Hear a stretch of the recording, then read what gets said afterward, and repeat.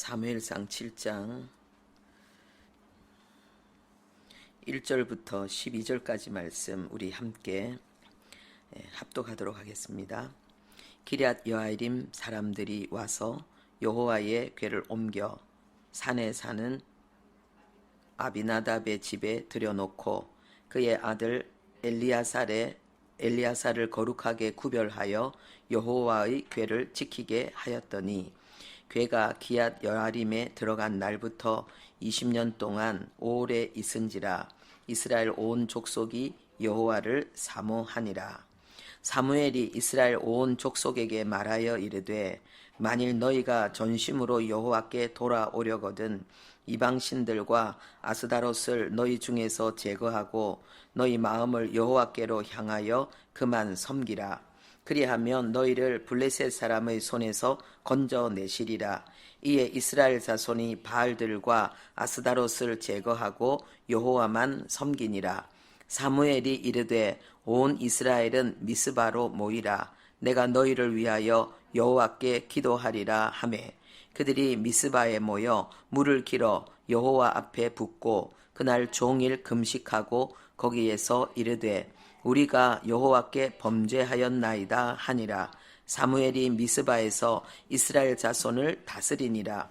이스라엘 자손이 미스바에 모였다 함을 블레셋 사람들이 듣고 그들의 방백들이 이스라엘을 치러 올라온지라. 이스라엘 자손들이 듣고 블레셋 사람들을 두려워하여 이스라엘 자손이 사무엘에게 이르되 당신은 우리를 위하여 우리 하나님 여호와께 쉬지 말고 부르짖어 우리를 블레셋 사람들의 손에서 구원하시게 하소서 하니 사무엘이 젖먹는 어린 양 하나를 가져다가 온전한 번제를 여호와께 드리고 이스라엘을 위하여 여호와께 부르짖음에 여호와께서 응답하셨더라. 사무엘이 번제를 드릴 때에 블레셋 사람이 이스라엘과 싸우려고 가까이 오매 그날에 여호와께서 블레셋 사람에게 큰 우레를 발하여 그들을 어지럽게 하시니 그들이 이스라엘 앞에 패한지라. 이스라엘 사람들이 미스바에서 나가서 블레셋 사람들을 추격하여 벳갈 아래에 이르기까지 쳤더라. 사무엘이 돌을 취하여 미스바와 센 사이에 세워 이르되 여호와께서 여기까지 우리를 도우셨다 하고 그 이름을 에베네셀이라 하니라. 아멘. 네, 큰 문제는 하나님도 크게 역사하십니다. 큰 문제에는 하나님도 크게 역사하십니다. 오늘 말씀의 제목입니다. 그리고 또 다른 부제를 단다면 에베네셀의 패배와 승리입니다. 에베네셀의 패배와 승리.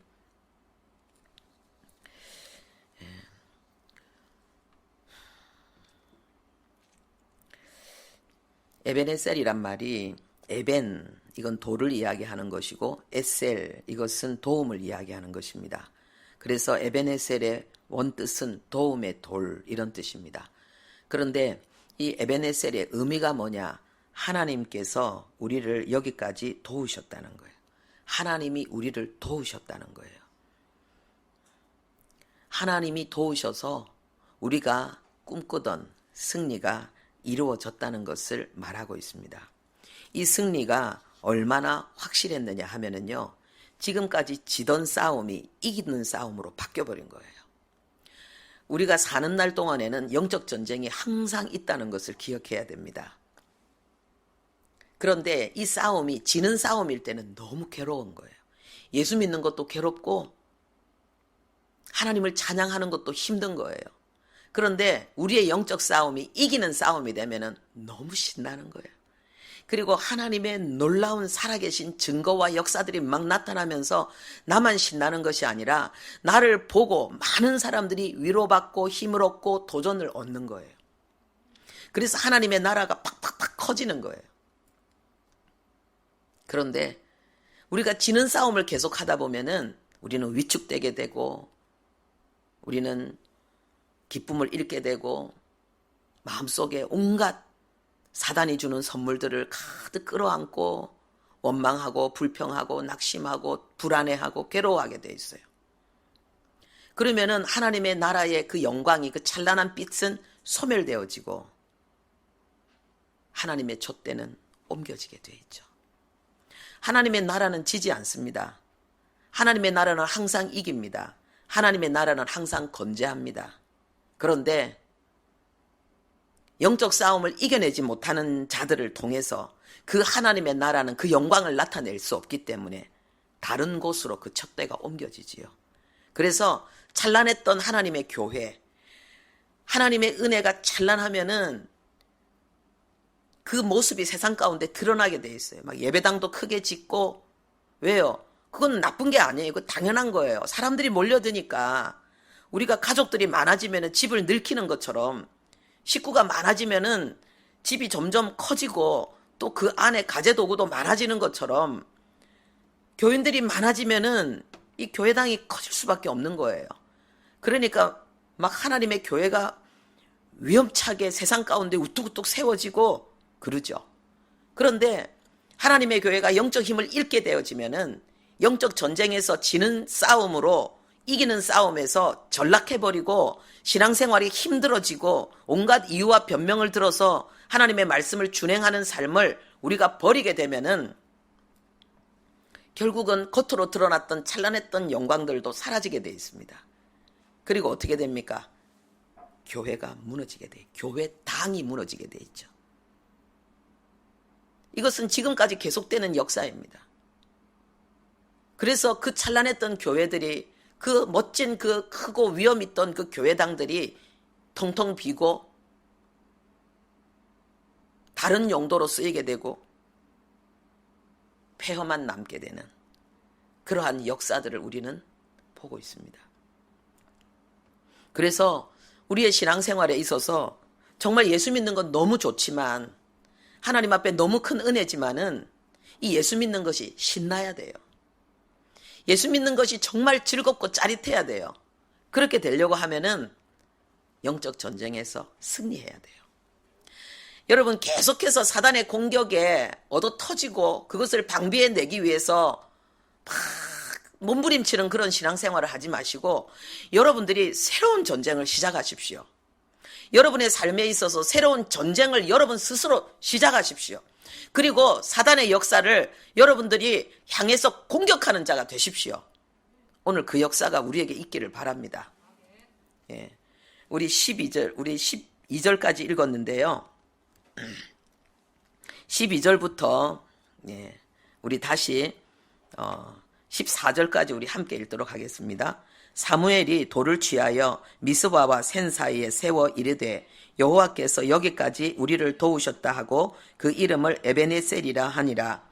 이에 블레셋 사람들이 굴복하여 다시는 이스라엘 지역 안에 들어오지 못하였으며 여호와의 손이 사무엘이 사는 날 동안에 블레셋 사람을 막으심에 블레셋 사람들이 이스라엘에게서 빼앗았던 성읍이 에그론부터 가드까지 이스라엘에게 회복되니 이스라엘이 그 사방 지역을 블레셋 사람들의 손에서 도로 찾았고 또 이스라엘과 아모리 사람 사이에 평화가 있었더라. 아멘.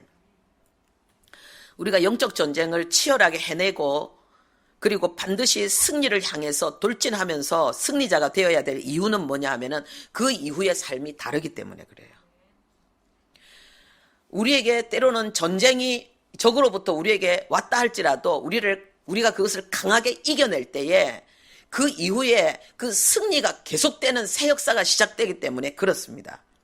여러분 지금 어떤 전쟁을 하고 있습니까? 계속 그 전쟁 때문에 힘들어하고 괴로워하고 고통하고 있습니까? 바꾸십시오. 이기는 전쟁으로 바꾸십시오. 이기는 전쟁으로 바꾸셔서 여러분들이 신나고 즐겁고 재밌는 그러한 멋진 승리와 그리고 하나님의 찬란한 영광을 드러내는 그러한 역사의 주인공으로 함께 일어날 수 있기를 바랍니다. 한국교회가 그 중요한 시점에서 지금 우리가 결정해야 되는 거예요. 왜 이렇게 힘들게 하냐? 이것을 아우성치고 이것을 이 부당한 것들을 예배를 제재하는 이 부당한 역사를 우리가 대항하는 일을 해야 됩니다. 그래서 우리 교회도요, 예배의 자유를 위한 시민연대 예자연에 우리가 함께 하고 있습니다. 그러나 우리가 더 중요한 것은 뭐냐 하면은 하나님께서 이 상황을 허락하심으로 인해서 우리에게 원하시는 것이 무엇인지를 하나님의 그 본 뜻을 문제를 해결하고 공격을 막아내는 거에만 집중할 것이 아니라 이 모든 것이 하나님의 손에서 우리에게 주어진 거기 때문에 하나님의 뜻을 찾아서 이루는 공격적인 자세로 나가는 것이 더 중요합니다. 할렐루야. 우리가 어떻게 적의 공격이 아니라 우리가 공격하는 삶으로 바뀌느냐, 그것은 공격에 대비하는 삶이 아니라 그 문제 속에, 그 공격 속에 숨어있는 하나님의 뜻을 찾아서 그 뜻을 적극적으로 이루고자 우리가 전진할 때에 우리는 방어하는 자가 아니라 우리는 전쟁하는 자, 우리는 돌진하는 자가 되는 것입니다. 할렐루야. 문제 해결을 위해서 집중하는 것이 아니라 이 문제 속에 숨겨진 하나님의 뜻을 향해서 우리가 달려나가는 거예요. 이 신앙생활이 공격적인 신앙생활이고 이것이 이기는 삶이에요. 그래서 공격은 최대의 방어다, 이런 말도 있잖아요. 맞지 않습니까? 이스라엘 백성들이 이 에베네셀에서 큰 승리를 거두고 이제는 블레셋을 공격하기 시작하니까는 지금까지 계속해서 블레셋의 공격을 당하면서 힘들었던 그 삶이 이제는 승리의 삶으로 완전히 바뀌어버린 거예요. 공격하니까 승리가 오는 거예요. 그리스도인의 삶은 공격적인 삶입니다. 주님이 우리에게 사도행전 1장 8절 말씀을 주셨습니다. 성령이 임하시면 너희가 권능을 받고 예루살렘과 온 유대와 사마리아와 땅끝까지 이르러 내 증인이 되리라. 이것은 승리의 삶을 이야기합니다. 여러분, 예수님이 실패자입니까? 예수님은 승리자입니다.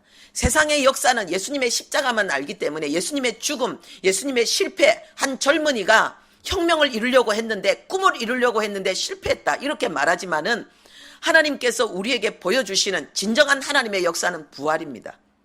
십자가는 부활을 위한 시작이었습니다. 십자가가 부활의 시작이었습니다. 그것은 최고의 공격이었고 그것은 부활로, 승리로 완결된 것입니다. 할렐루야. 우리가 예수 그리스도의 증인이 된다는 것은 승리의 증인이 되는 것입니다. 그런데 우리가 이 승리의 증인이 되기 위해서는 우리는 위로부터 임하는 하나님의 능력을 받아야 됩니다. 하나님의 능력, 하나님의 권능에 우리가 사로잡힐 때에 우리는 내가 변하려고 하는 것이 아니라 내가 변해져 버립니다. 감당할 수 없는 너무나도 멋지고 신나는 새로운 모습이 우리 자신의 모습이 돼버리는 거예요. 우리 자신에게 있어서 가지고 있던 여러 가지 마음에 안 들고 뭔가 바꾸고 싶은 그런 안타까운 내용들은 이미 사라져버리고 없는 거예요. 아무리 찾아봐도 그런 모습을 우리 자신에게서 찾아볼 수가 없어요. 우리는 완전히 변해져 버렸기 때문에 하나님의 권능이, 위로부터 임하는 능력이 우리의 존재를 완전히 바꿔버리고 우리의 삶을 공격적인 승리의 삶으로 바꿔버리는 거예요. 이것이 그리스도인의 정체성이에요. 하나님이 우리에게 부여하신 삶이 그리스도인으로 우리가 마땅히 살아내야 될 진정한 삶이 바로 이 삶이에요. 이것을 향해서 주님이 우리에게 말씀하십니다. 너희가 세상의 빛이다. 너희가 세상의 소금이다. 너희가 없다면 세상은 어둠이다. 너희가 없다면 세상은 무질서와 혼돈이고 불법과 탈법과 탐욕, 강한 자들의 그러한 난장판이 될 수밖에 없다. 그런데 너희가 바로 세상의 아름다움을, 질서를, 조화와 균형을 만들어내는 자들이다. 성실하게 수고한 자들에게 마땅한 보상이 주어지는 삶, 모든 것이 공정하게 이루어지는 정의롭고 공의로운 삶이 너희들을 통해서 이루어질 것이다. 하나님 이렇게 말씀하신 거예요. 그리고 너희들이 소금이다. 세상의 모든 불의와 부정이 너희들을 통해서 소멸되어질 것이다. 정말 살만한 세상, 정말 멋진 세상을 만드는 자들이다. 하나님이 우리에게 말씀하신 거예요. 이것이 그리스도인의 정체성인 거예요. 그리스도인이 세상 가운데 미치는 영향력은 어마어마한 거예요. 그런데 이스라엘 백성들이 지금 블레셋 때문에 공격을 당해서 괴로워하고 있습니다. 마땅히 있어야 될 자리에, 실로에, 회막에 있어야 될 이 언약궤는 블레셋으로 넘겨졌다가 블레셋 사람들이 항복하고 하나님의 능력에 의해서 항복하고 다시 이 땅으로 돌아왔지만은 아직 원래 있던 장소로 오지 못하고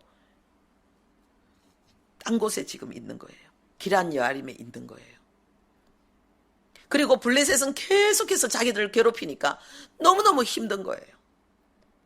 그런데 아직도 본질을 파악을 하지 못하고 이스라엘 백성들이 단식하며 괴로워하는 것은 언약궤가 제자리로 돌아와야 되는데, 그러면은 우리가 지금 이 블레셋의 공격으로부터, 괴롭힘으로부터 벗어날 수 있을 텐데, 이런 단식을 하면서 하나님 이제 언약궤를 돌려주십시오. 우리가 이야기를 알고 있지 않습니까? 언약궤가 지금 이곳으로 움직여 올 수 없는 그 사건이 있었지 않습니까? 그런데 이것은 본질을 정확하게 파악하고 있는 부분이 아니잖아요. 왜냐하면 이들이 언약궤를 들고 에베네셀에서 전쟁했을 때에 그들은 거기에서 패했습니다. 우리 4장으로 한번 넘어가 볼까요? 앞으로 갈까요? 4장 1절 밑에 보니까 이스라엘은 나가서 블레셋 사람들과 싸우려고 에베네셀 곁에 진치고 블레셋 사람들은 아벡에 진쳤고, 그리고 그들은 싸웠습니다. 이 싸움으로 인해서 어떤 일이 일어났습니까? 이스라엘이 블레셋 사람들 앞에서 패하여 그들에게 전쟁에서 죽임을 당한 군사가 4,000명가량이라. 2절입니다. 이들이 에베네셀에서 전쟁을 했는데 패했습니다. 4,000명이 죽었습니다. 많은 사람들이 남편을 잃고 자식을 잃고 형을 잃고 동생을 잃었습니다. 난리가 났습니다. 이 문제를 해결하기 위해서 이들이 뭐 했습니까? 언약궤를 다시 전쟁터로 들고 갔습니다. 이 언약궤를 들고 갔는데 결과는 어땠습니까?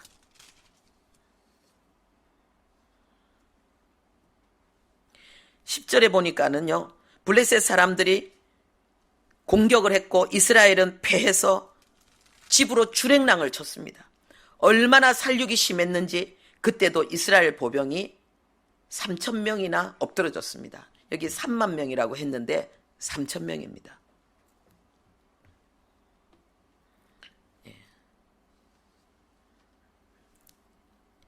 거의 잘 없는, 이게 지금 번역이 만으로 지금 이렇게 오역된 것입니다.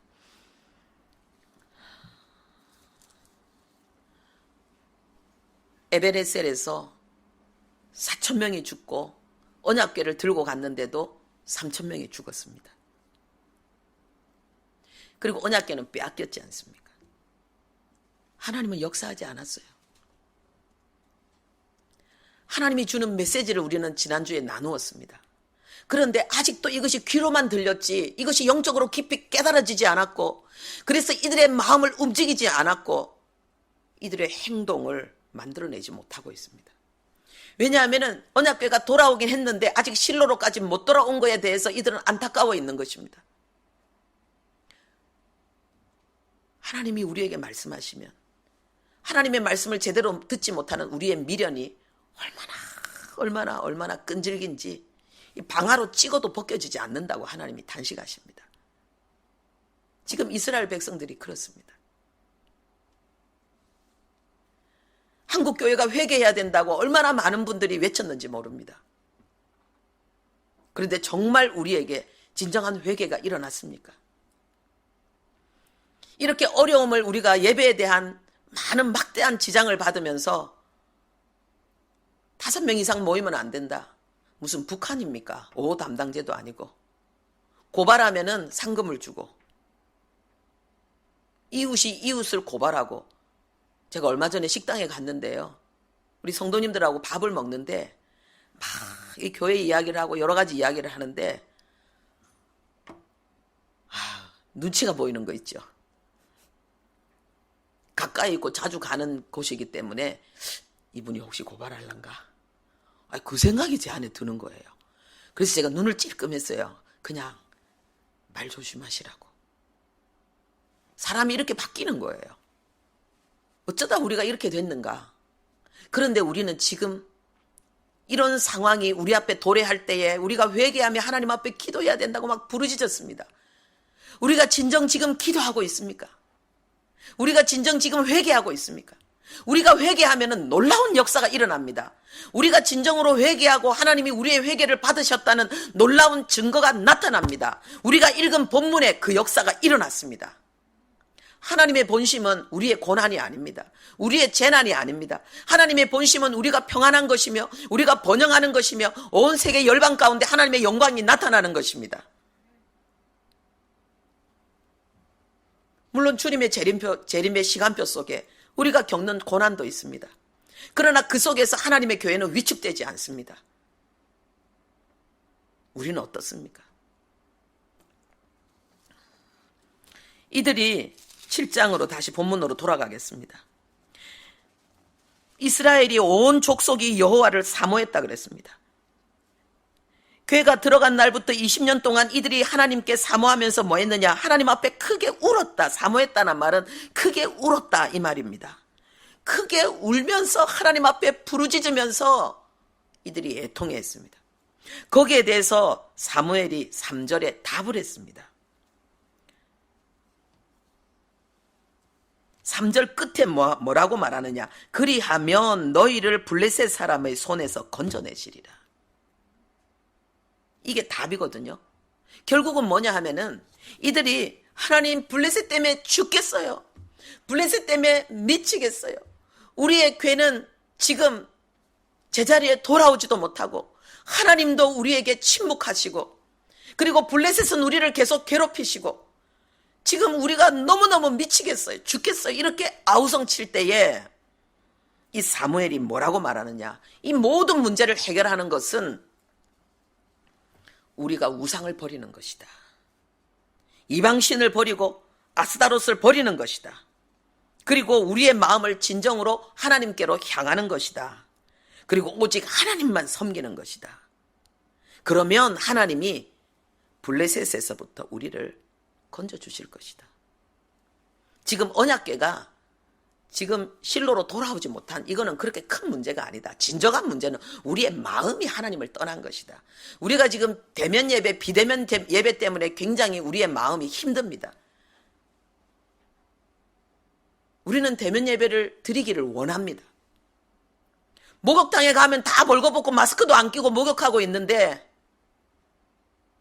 식당에 가면 다 밥 먹고 있는데 교회는 마스크 끼고 예배 드리는 것을 왜 못합니까? 거리두기 해서 예배 드리겠다는데 왜 그것도 못하고 그 큰 예배당을 통통 비워놓고 20몇 명 예배 드리라고 합니까? 말이 되는 겁니까? 이거는요, 박력이 아니고 이거는 박해입니다. 이 부당하고 부정한 것에 대해서 우리는 잘못됐다고 소리쳐야 됩니다. 헌법에 있는 우린 종교의 자유가 있다. 왜 헌법에 명시된 그 자유를, 그 권리를 우리 침해하느냐?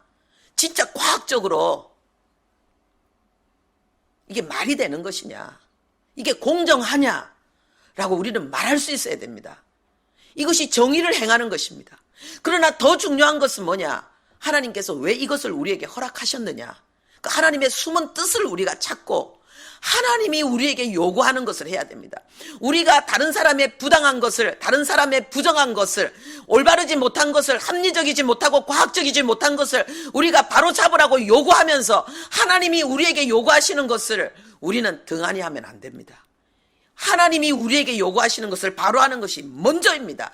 이것도 하고 저것도 해야 되는데 더 중요한 것, 더 먼저 해야 되는 것, 더 강력하게 이루어야 되는 것은 이 모든 상황을 허락하신 하나님이 우리에게 집요하게 간절하게 요구하는 그 뜻을 우리가 찾아 이루는 것입니다. 우상을 버리라는 것입니다.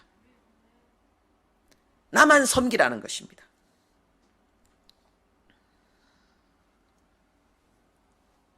여기에서 우상숭배하지 말라 그랬는데요.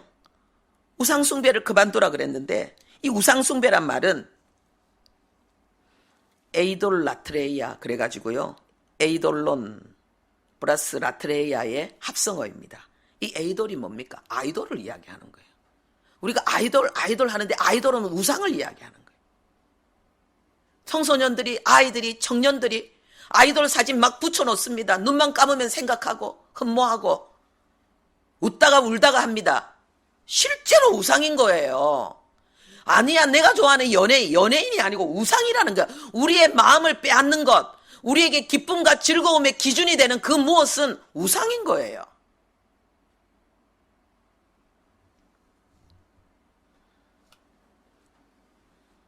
라트레이아 뭡니까? 그냥 단순히 막 섬기고 봉사하는 거, 이게 예배라는 거예요. 우상을 예배하는 거예요. 우리가 무언가를 추구하는 것, 그것을 취하기 위해서 막 애쓰고 힘쓰는 것, 거기에 몰입하는 것, 그것을 취하기 위해서 막 다투는 것, 하나님의 뜻이 아니라면, 하나님의 은혜가 아니면은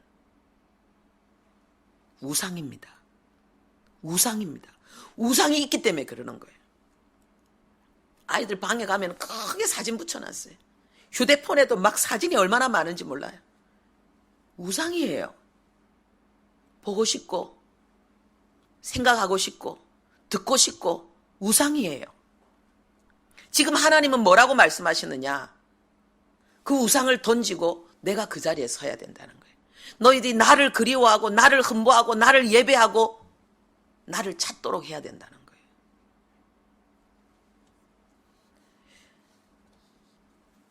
이들은 눈에 보이는 우상을 만들어서 섬겼지만은 이 시대에는 눈에 보이는 우상이 아니라 눈에 보이지 않는 우상이 또 얼마나 많은지 모릅니다.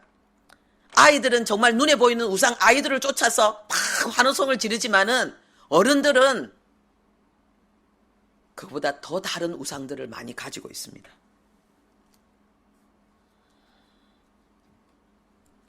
골로새서 3장 5절에 땅에 있는 지체를 죽이라 곧 음란과 부정과 악한 정욕과 탐심이니 탐심은 우상 숭배니라.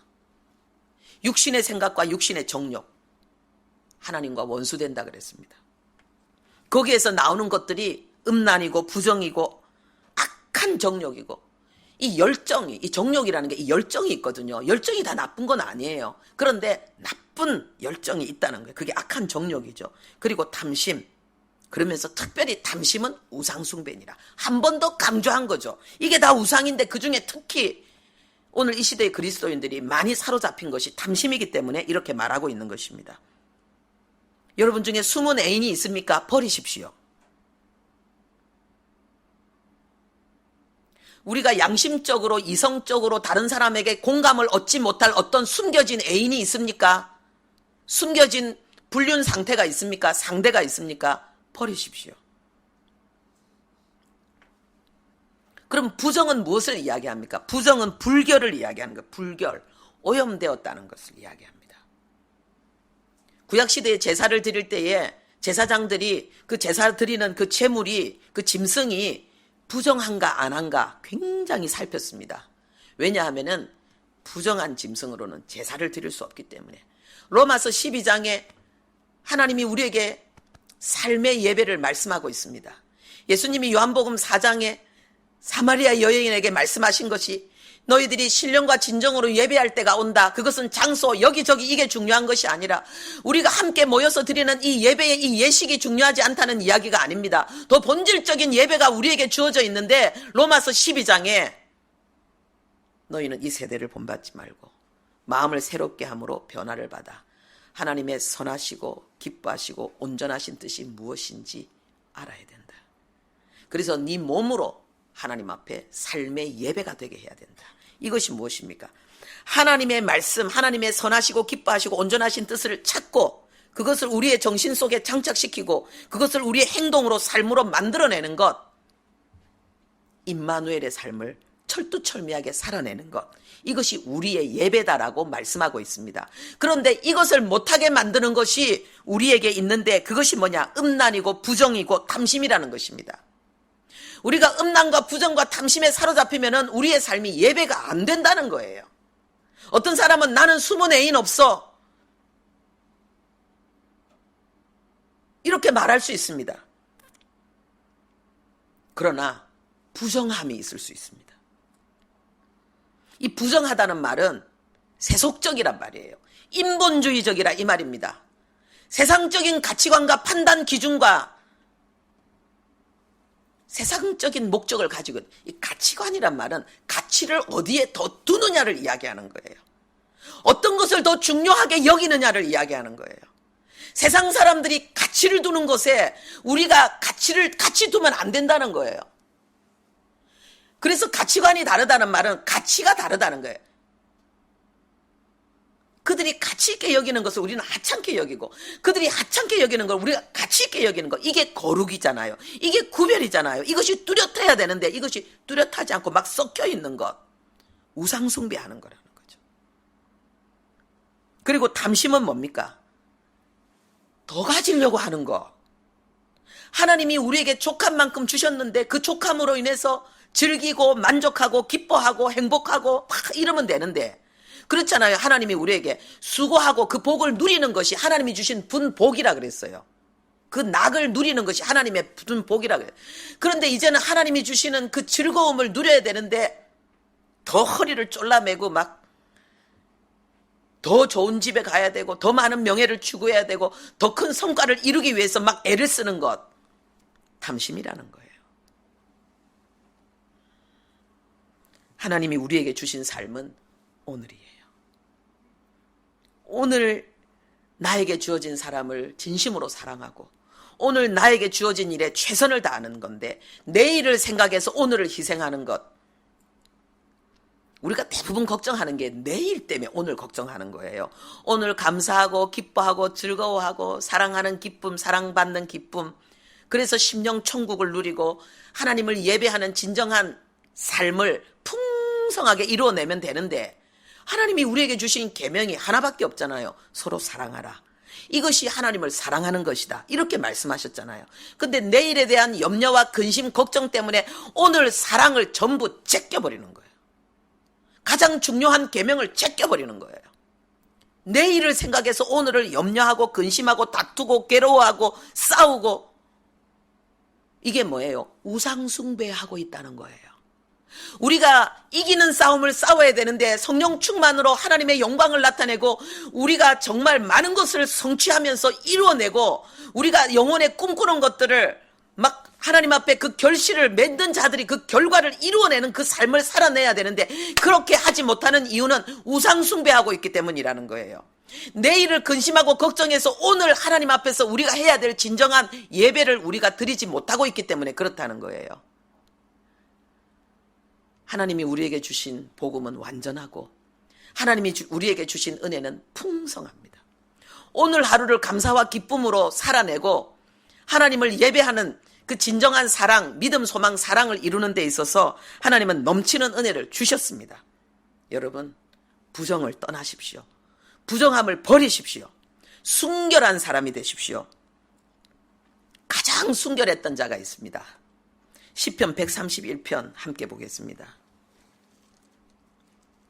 얼마나 그 영혼이 순결했으면, 세속에 오염되지 않았으면 내 마음에 합한 자다라고 하나님 말씀하셨습니다.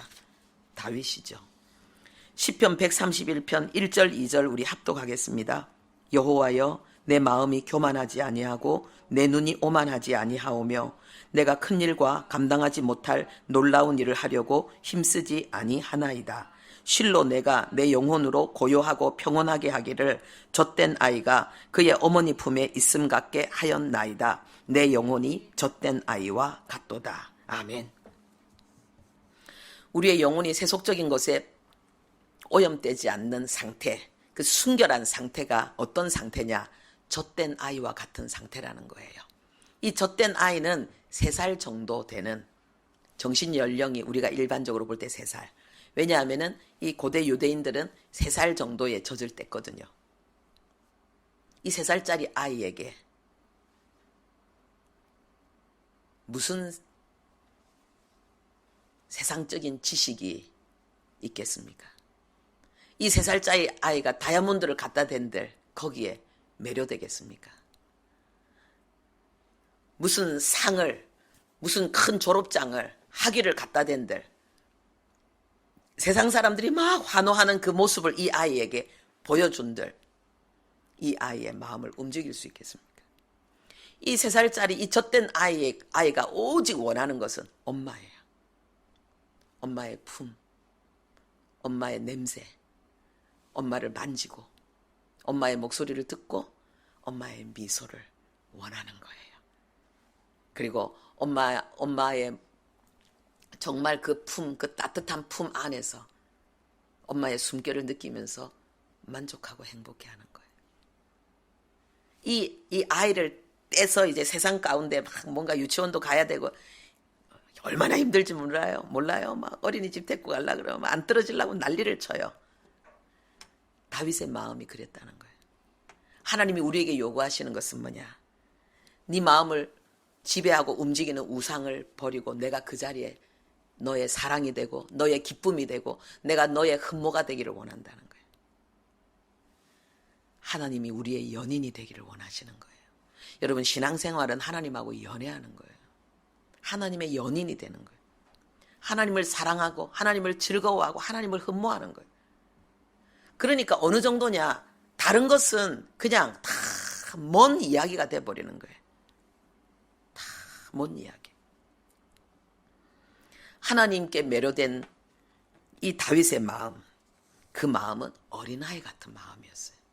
우리가 세상 것에 자꾸만 민감해서 세상적인 것을 자꾸 추구하는 것이 어떤 의미에서 되게 똑똑한 것처럼 보이지만은 하나님 보실 때는 부정한 거예요. 그리고 이 젖된 아이라는 이 말은요, 익은 열매라는 뜻입니다. 익은 열매. 여러분, 과일을 보세요. 과일. 아주 그냥 아주 최상의 과일인 거예요. 잘 익었어요. 입에 한 입 딱 깨물면은 팍 터지면서 시원한 단물이 확 들어오고요. 그리고 아주 진한 향기가 확 들어오는 거예요. 정신이 퍼쩍 드는 거예요. 몸과 마음이 시원하고 만족한 거예요. 익은 열매. 성숙한 그리스도인. 성숙한 믿음. 성령 충만한 믿음이 하나님을 그리고 우리의 주변을 이렇게 기쁘고 시원하고 만족스럽게 하는 것입니다. 우리가 영적 어린아이에서 벗어나야 돼요. 영적으로 장성한 자야 돼요. 우리가 익은 열매가 돼야 돼요. 익은 열매는 세상 사람들이 볼 때는 젖된 아이처럼 순진무구합니다. 그냥 사랑하는 기쁨, 사랑받는 기쁨이면은 모든 걸 다 가진 것처럼 행복해버리는 거예요. 하나님이 나를 사랑하고 여러분들이 나를 사랑하면 난 됐다는 거예요. 내가 하나님을 사랑하고 내가 여러분들을 사랑하면 됐다는 거예요. 더 이상 필요한 게 없다는 거예요. 다른 것은 사랑하기 위한 것이고 사랑을 표현하기 위한 도구일 뿐이지 그것이 목적이 아니라는 거예요. 내가 돈을 버는 이유도 이 돈을 가지고 사랑하기 위해서예요. 내가 지식을 많이 가지는 이유도 이 지식을 가지고 더 탁월한 사랑을, 더 필요한 사랑을 주기 위해서라는 거예요. 내가 성령 충만하고 하나님의 기름 부음으로 충만한 이유도 내가 누군가에게 더 신령한 하나님의 은혜로 더 거룩한 사랑을 주기 위해서라는 거예요. 그들의 필요를, 부족을 채워주기 위해서라는 거예요. 완전히 다른 세상이죠. 완전히 다른 사람이죠. 그래서 그리스도인들은요, 기도할 때도 죽도록 기도해야 되고 공부할 때도 죽도록 공부해야 되고 일할 때도 죽도록 열심히 해야 돼요. 일할 때는 팍, 공부할 때는 팍, 쉴 때는 푹 쉬어요. 출입 안에서 팍 쉬는 거예요. 얼마나 멋있어요. 사무엘이 명령합니다. 다시 본문으로 돌아가겠습니다. 너희들 우상을 다 버리라. 그래서 미스바로 모이라 그랬습니다. 미스바로 모이라. 여러분, 이 미스바는 망대라는 뜻입니다. 이 망대가 뭡니까? 이 성이 있을 때 이 성벽을 쌓고 그 성벽에 있어서 이 중요한 위치에다가 이 망대를 쌓습니다. 이 망대를 크게, 어떤 건 타원형으로, 어떤 건 사각으로, 어떤 건 동그랗게 망대를 크게 높이 쌓으면요, 거기에서 이제 적들이 오나 안 오나 멀리 내다보는 거예요.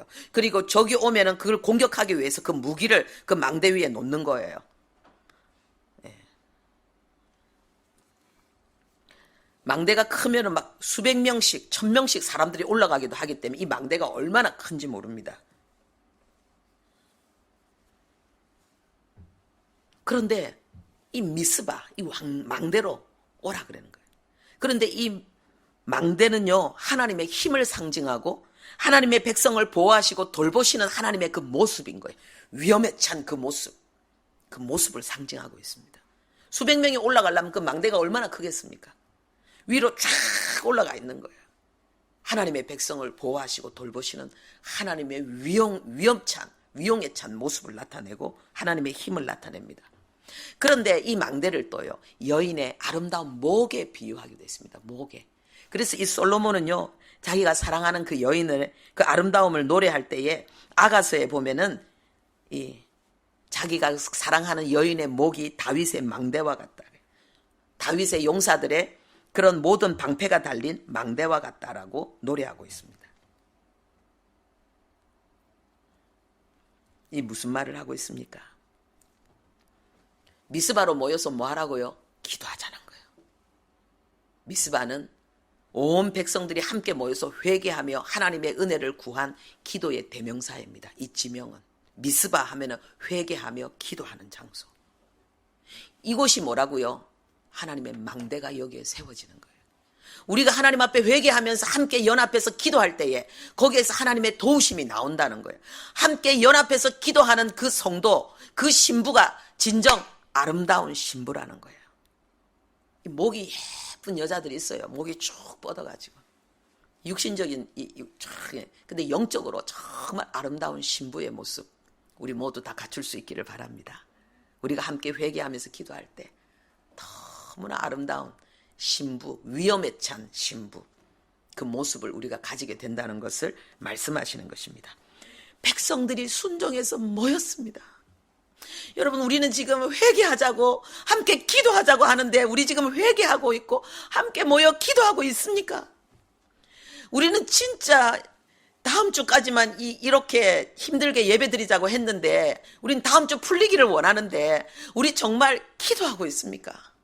그냥 되겠지, 다음 주면 되겠지, 안 되면 왜 또 안 되지, 왜 이러는 거야? 우리는 지금 진심으로 하나님 앞에 회개하며 기도할 때입니다. 여기 와서 기도할 수 없다면 저녁 8시부터 10시까지 여러분 집에다가 찬양을 틀어놓고 2시간짜리 찬양을 딱 틀어놓고 여러분 기도에 동참하고 싶지는 않습니까? 그렇게 좀 해주시면 좋겠습니다. 이들이 모여서 기도할 때 어떻게 했다고 합니까? 그들이 물을 붓고 6절에 보니까 미스바에 모여 물을 길어 여호와 앞에 붓고 그들이 기도했다 그랬습니다. 이 물을 붓는다는 것이 곧 회개를 상징하고 있습니다. 물로 씻잖아요. 정결하게 우리의 몸과 마음을 씻겠다는 거예요. 그리고 회개하는 것입니다. 예레미야 애가 2장 19절에 내 마음을 주의 앞에 물 쏟듯 할지어다. 물 쏟듯 할지어다.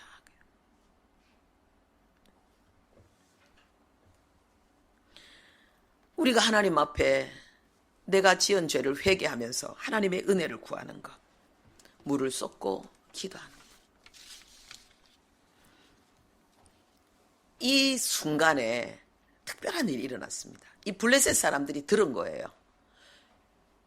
저들이 모였대, 미스바에서. 그런데 미스바에서 이들이 회개하면서 기도하기 위해서 모였대. 그럼 뭐예요? 무기를 갖고 모인 게 아닌 거예요. 전쟁하러 모인 게 아니고 기도하기 위해 모인 사람들이 뭘 가지고 왔겠습니까? 됐다는 게 지금처럼 좋은 기회가 없다는 거예요. 쓸어버리자. 블레셋이 몰려왔습니다. 그런데 이게 무식한 짓인 거예요. 자기들은 이제 우리 밥이다라고 왔는데 자기들이 삼킨 바 되는 그러한 치명적인, 이후로 다시 힘을 내지 못하는 치명적인 덫을 향해 자기들이 빨려 들어가고 있었던 것입니다. 여러분, 회개하며 기도하는 하나님의 사람, 하나님의 백성들이 함께 모여서 회개하며 연합하며 기도할 때에 그들은 하나님 앞에서 특별한 존재가 되는 거예요. 그들은 하나님을 건드리게 되는 거예요. 그런 사람을 건드리는 것은 하나님을 건드리는 거예요. 지금 우리가 부당합니다, 이거는 공정하지 않습니다, 지나칩니다, 우린 마스크 끼고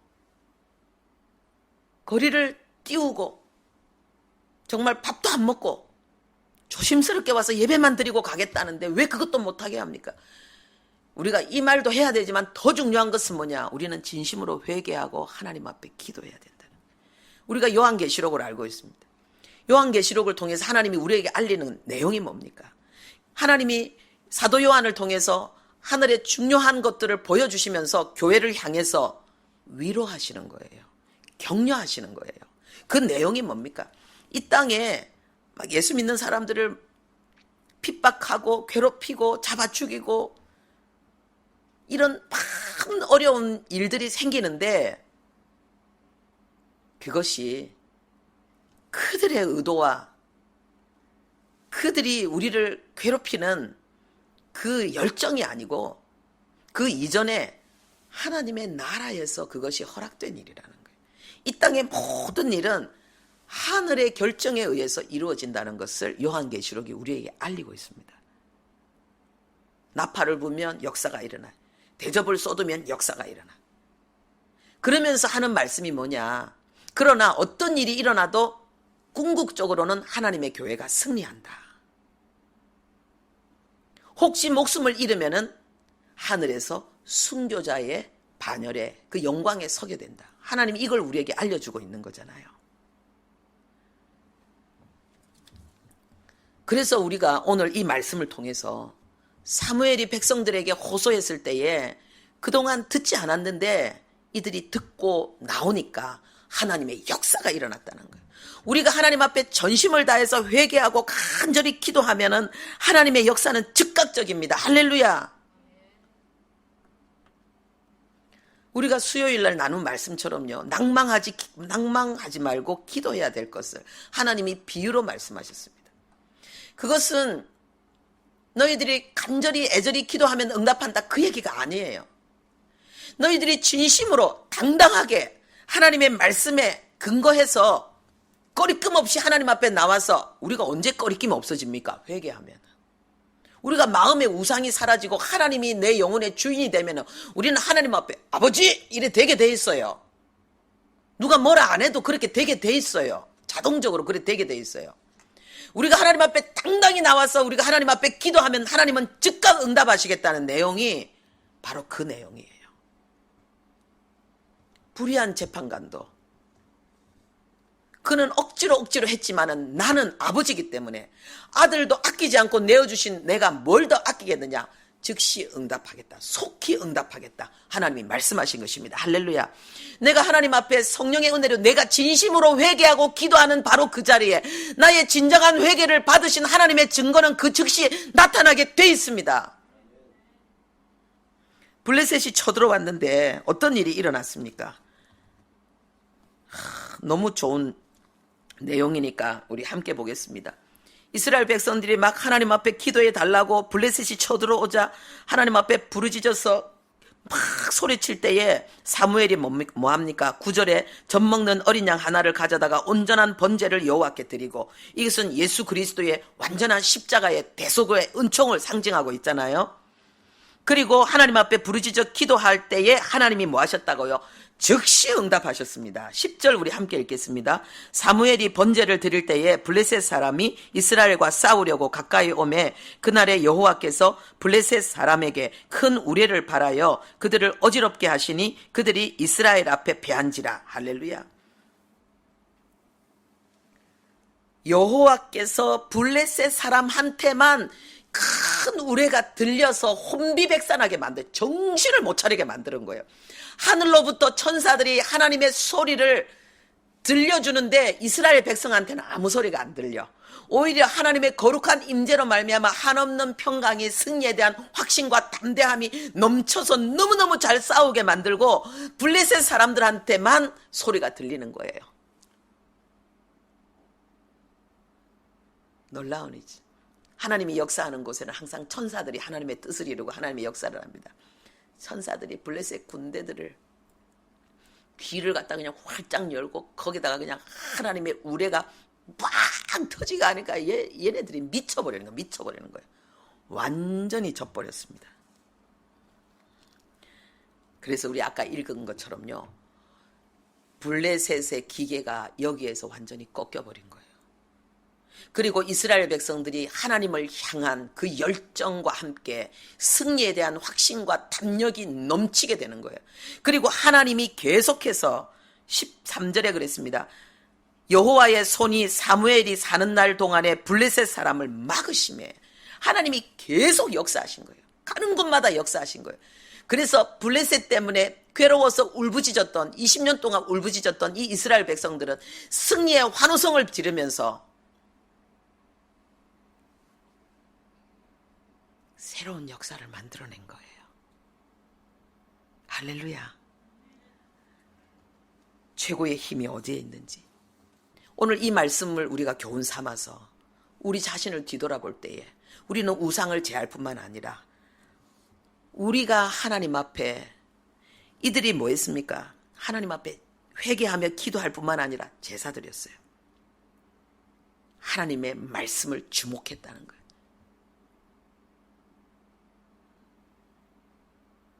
하나님이 우리에게 주신 말씀을 우리는 붙들어야 됩니다. 예수님께서 우리에게 주신 말씀을 우리는 붙들어야 됩니다. 누가복음 24장 48절에 예수님이 말씀하셨습니다. 너희는 이 모든 일의 증인이라. 예수님이 부활하셔서 제자들 앞에서 이제 마지막 승천하시기 전에 하신 말씀이에요. 너희들은 이제 다 보았다는 거예요. 나의 공생애를 보았고 그리고 나의 죽음을 보았고 그러나 그 처참한 그 죽음 이후에 너희들은 나의 부활을 보았다는 거예요. 너희들은 다 보았다는 거예요. 너희들은 다 알고 있다는 거예요. 볼지어다. 주님이 말씀하십니다. 약속하신 것을 보낼 테니까 위로부터 능력이 입혀질 때까지 이 성에 머물러라.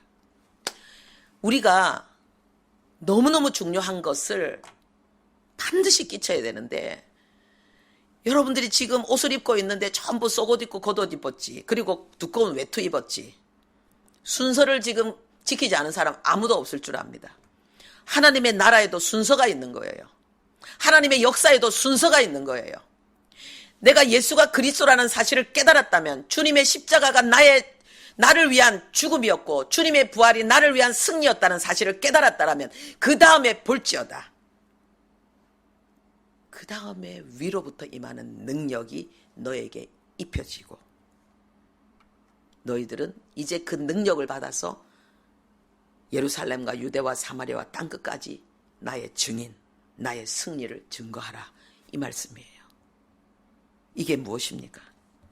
마가복음 16장 17절에는요. 믿는 자들에겐 이런 표적이 따르니 저희가 내 이름으로 귀신을 쫓아내며 새방언을 바라며 뱀을 집으며 무슨 독을 마실지라도 해를 받지 아니하며 병든 사람에게 손을 얹은 즉 나으리라. 믿는 자의 삶이에요. 여기에서 이 믿는 자는 뭡니까? 하나님의 말씀이 성취된 자를 이야기하는 거예요. 예수 그리스도의 죽음과 부활의 증인이 되고 그분이 남기신 약속의 말씀을 붙들고 그 말씀을 붙들고 기도하다가 위로부터 임하는 능력을 받아서 성령 충만한 자를 이야기하는 거예요. 그냥 나 예수 믿어 이게 아닌 거예요. 나는 믿는데 왜 이게 안 일어나지? 여기에서 말하는 믿는 자는 그 믿는 자가 아니라니까는요. 정말 믿음으로 우리가 이루어야 될 것을 이룬 자, 성령 충만한 자. 여러분 우리가 하나님 앞에 뭘 달라 하기 이전에 우리가 먼저 해야 될 게 있다는 거예요. 그게 뭐냐? 회개하고 기도해서 성령 충만 받는 거예요. 그 다음에 블레셋을 향한 하나님의 진멸의 역사가 일어난 것처럼 우리의 삶 속에 하나님이 진멸의 역사를 이루실 것입니다. 기도가 얼마나 중요한지, 기도 속에 얼마나 신비한 역사를 이루시는지, 이제 우리는 이 약속의 말씀을 붙들고 기도해서 우리가 정말 하나님께서 행하시는 그 역사를 세상 가운데 펼쳐내야 될 그런 바로 시점에 우리가 있는 거예요. 내가 만약에 성령 충만을 받고 있지 않다면, 내가 성령 충만함으로 말미암아서 내가 지금 행하고 있지 않다면, 내가 먼저 해야 될 가장 첫 번째 가장 우선적인 중요한 일은 내가 성령 충만을 위해서 기도하는 거예요. 그럼 어느 정도까지 성령 충만한데, 언제 성령 충만한데? 그거는 여러분 자신이 먼저 알아요. 염려가 사라지고 기쁨이 오는 거예요. 두려움이 사라지고 승리에 대한 확신이 오는 거예요. 모든 부정적인 상상이 완전히 사라지고 마음속에는 한없는 하나님의 응답과 하나님의 역사로 인한 그 환희와 감격이 넘치는 거예요. 할렐루야. 어둠이 사라지고 빛이 임하는 거예요. 성령 충만은 내가 먼저 알아요. 내가 성령 충만하구나. 여러분, 성령 충만하지 않는 상황을 아유, 난 잘 안 돼. 아니에요. 너 때문이야. 아니에요. 나는 뭐 처지가 이래가지고 아니에요. 성령 충만하지 않기 때문에 그래요. 그것은 믿는 자가 성취해야 될 가장 중요한 예수 그리스도의 십자가의 죽음과 부활을 목격한 자가 가장 먼저 이루어야 될 첫 번째 요구, 하나님의 명령, 성령 충만을 위해서 기도하고 그리고 성령 충만 받는 그 하나님의 말씀을 이루지 못한 거예요.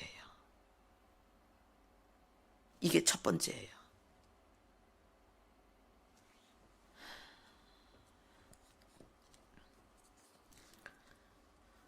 오늘 우리가 회개해야 될 것이 무엇인가?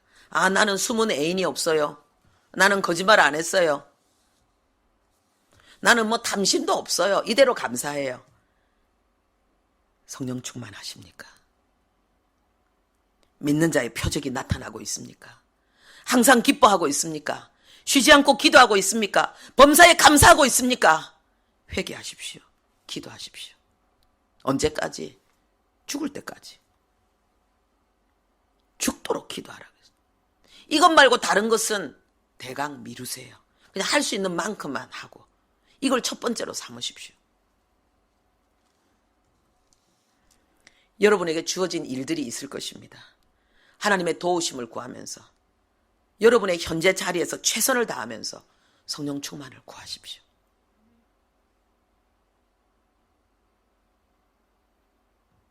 그러면 하나님의 역사가 일어날 것입니다. 우리 성경 한 곳 더 보겠습니다. 사무엘상 2장 앞쪽입니다. 2장 10절입니다. 한나의 기도 내용입니다.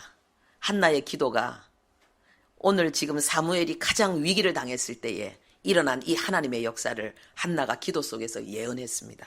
우리 함께 읽겠습니다. 여호와를 대적하는 자는 산산이 깨어질 것이라. 하늘에서 우레로 그들을 치시리로다. 여호와께서 땅끝까지 심판을 내리시고 자기 왕에게 힘을 주시며 자기의 기름 부음을 받은 자의 뿔을 높이시리로다 하니라. 아멘. 사무엘을 낳고 한나가 너무 기뻐서 하나님 앞에 기도하는 내용입니다.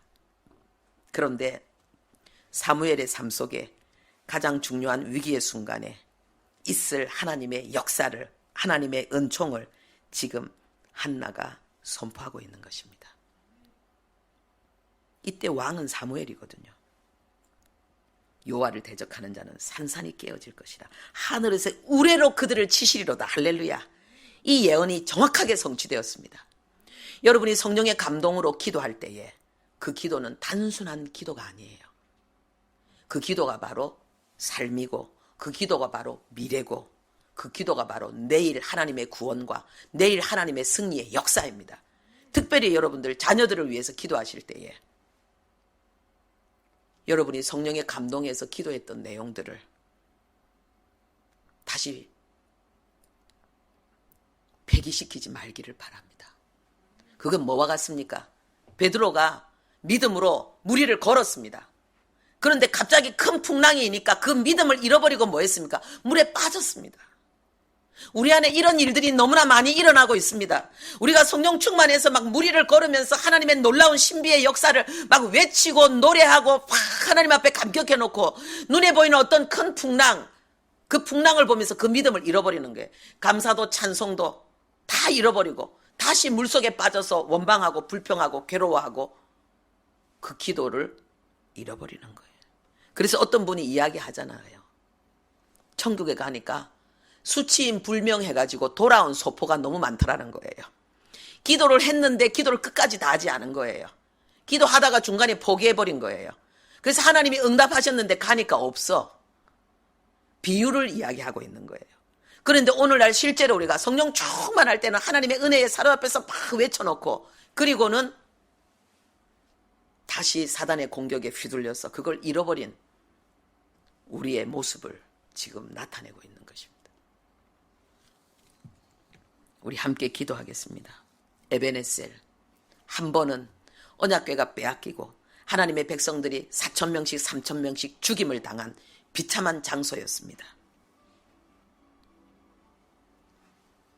도움의 돌, 하나님이 우리를 지키시고 돌본다는 그 아름다운 정체성을 가지고 있는 그 땅이 그 우상 숭배로 말미암아서 하나님을 진정한 예배, 하나님을 향한 참된 예배가 이루어지지 않을 때에 쓸모없는 그 약속이 이루어지지 않는 곳이었습니다. 그런데 이들이 회개하고 하나님 앞에 다시 돌아왔을 때에 그들이 우상을 버리고 그들이 하나님을 진정한 하나님을 향한 진정한 예배자로 바로 서고 하나님의 그 말씀을 붙들고 주님 앞에 이들이 나갔을 때에 에베네셀은 다시 에베네셀이 되었습니다. 진정한 그 정체성이 발휘되어졌습니다. 우리는 이 땅의 성도입니다. 우리는 교회입니다. 교회는 하나님의 집입니다. 하나님의 영광입니다. 우리는 그리스도인입니다. 우리는 예수 안에 있는 자입니다.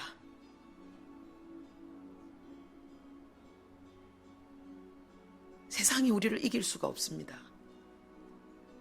우리는 세상과 싸우는 자들이 아닙니다. 우리는 하나님과 싸우는 자들입니다. 하나님의 역사를 이루어내기 위해서 우리가 해야 될 일은 우상을 버리는 것입니다.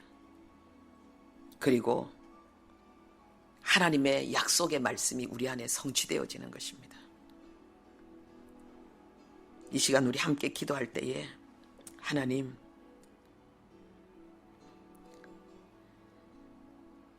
우리가 이 위기를 기회로 바꾸기를 원합니다. 더 이상 지는 싸움하며 힘들다고 말하는 그 삶을 끝내고 이기는 싸움으로 우리가 전진하기를 원합니다. 하나님이여, 우리에게 응답하시고 역사하여 주옵소서. 우리 시간 주여 한번 크게 부르고 우리